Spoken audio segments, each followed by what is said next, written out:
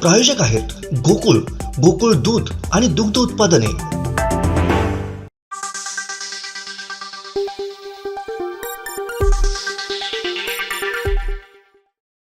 Acid reflex ही एक गंभीर स्थिती आहे। जेव्हा पोटातील ॲसिड अन्ननलिकेमध्ये परत येतं तेव्हा ही स्थिती उद्भवते।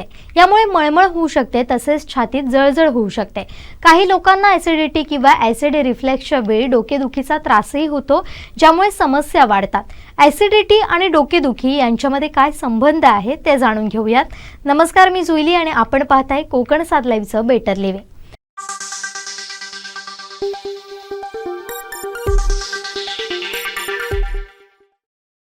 आजकाल पित्त म्हणजेच ॲसिडिटीची समस्या सामान्य झाली आहे। अनेकांना ही समस्या सतावत असते। कामाचा अतिताण, जेवणाच्या अनिश्चित वेळा, जंक फूड, तेलकट अति तिखट पदार्थ खाणं, अपुरी झोप अशा अनेक कारणांमुळे पित्त म्हणजेच ॲसिडिटी होते।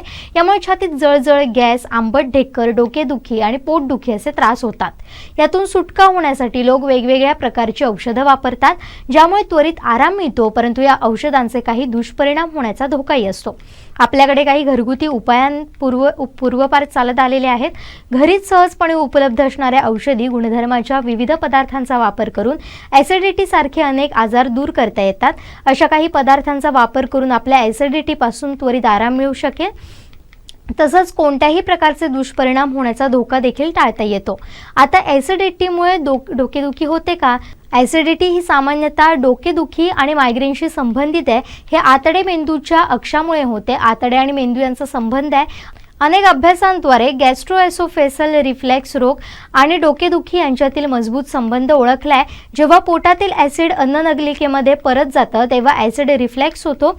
जेव्हा पोटातील ॲसिड अन्ननलिकेमध्ये परत जाते तेव्हा ॲसिड रिफ्लेक्स होतो। त्यानंतर रिगर्जिटेशन आणि छातीत जळजळ होते। ही एक क्षणिक किंवा सतत स्थिती असू शकते। ॲसिड रिफ्लेक्ससह डोकेदुखी किंवा मायग्रेनचा अनुभव येऊ शकतो। एका अभ्यासानुसार ज्या लोकांना मायग्रेनचा त्रास होतो त्यांना ॲसिड रिफ्लेक्सचा धोका जास्त असतो, तसेच ज्या लोकांना वारंवार डोकेदुखीचा अनुभव येतो त्यांना कमी डोकेदुखी असलेल्या लोकांपेक्षा ॲसिड रिफ्लेक्सची चिंता जास्त असते। तज्ज्ञांच्या मते डोकेदुखीच्या गोळ्या, non steroidal anti inflammatory drugs किंवा पेन किलर यांसारखी औषधं प्रत्यक्षात ॲसिडिटी वाढवू शकतात। डोकेदुखीमुळे ॲसिडिटी होऊ शकते, त्याउलट आणि मायग्रेन देखील इरिटेबल बोवेल सिंड्रोम सारख्या अनेक परिस्थितींशी संबंधित आहे। आता ॲसिडिटी मॅनेज करण्यासाठी काही टिप्स बघूयात। आपल्या जीवनशैलीमध्ये काही बदल करून ॲसिडिटीमुळे होणारी डोकेदुखी कमी करता येऊ शकते। विशेषतः रात्रीच्या जेवणात मसालेदार, फॅटी किंवा खूप जड अन्न खाऊ नयेत। ॲसिडिटी वाढवणाऱ्या अन्नाचा आहारात समावेश करू नये, त्यामुळे डोकेदुखीचा त्रास कमी होऊ शकतो। धूम्रपान आणि मद्यपान कमी करावं किंवा पूर्णतः बंद करावं। रात्रीचं जेवण लवकर घ्यावं, 7 ते 8 दरम्यान जेवावं। रात्रीचं जेवण आणि झोप यामध्ये किमान 2 ते 3 तासांचं अंतर असावं। असं केल्यानं आडवे पडल्यामुळे होणारे ॲसिड रिफ्लेक्स कमी करण्यास आणि डोकेदुखी कमी करण्यास मदत करेल। अतिरिक्त वजन कमी केल्यानं ॲसिडिटी आणि डोकेदुखीशी संबंधित समस्या दूर करण्यास मदत मिळेल। इतर कोणतीही औषधं घेण्यापूर्वी डॉक्टरांचा सल्ला घ्यावा, अन्यथा त्रास वाढण्याची शक्यता अधिक असते। आता ॲसिडिटी आणि थकवाचा काय संबंध आहे ते पण पाहूया। ॲसिडिटी रिफ्लेक्स झाल्यास झोप लागणं मुश्किल असतं। झोपेच्या कमतरतेमुळे तुम्हाला थकवा जाणवू शकतो। तसेच जेव्हा तुम्ही झोपता तेव्हा ॲसिड रिफ्लेक्सची लक्षणं अधिक तीव्र होतात, कारण ॲसिड अन्ननलिकेमध्ये परत जाणं सोपं आहे।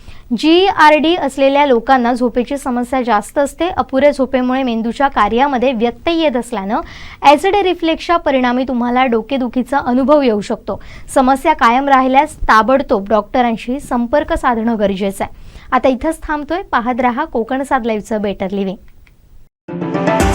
गोकुळ, गोकुळ दूध आणि दुग्ध उत्पादने।